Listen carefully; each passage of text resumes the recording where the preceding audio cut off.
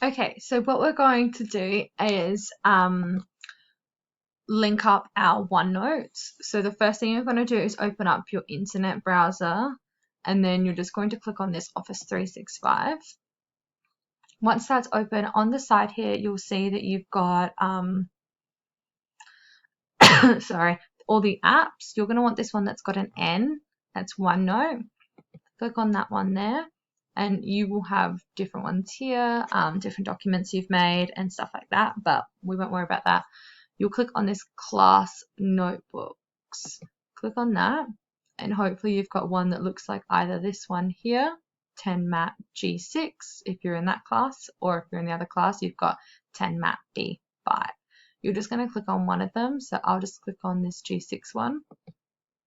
And once you've clicked on it, what it should open up to is our schedule we're doing. Good. And now you're in. You're there, you're rocking and rolling. What I'll do then is we will open up the app. So you're going to come down here and type in OneNote. Now the reason the app works better is just because it's quicker. Click on the one that says for Windows 10.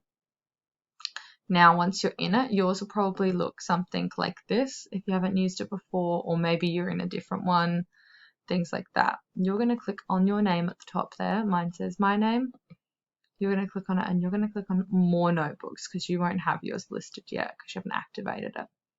Click more notebooks, and then in here it'll be sitting there. You'll click on it and then just click open. So if I wanted to open this one, I'd just click on that one and then I'd click open, except I made that one as like a trial. So let's just open it anyway, whatever. So open it, and it'll take its time. It's syncing everything, and then it'll be opened. Hopefully yours will open up to, let me click on that one.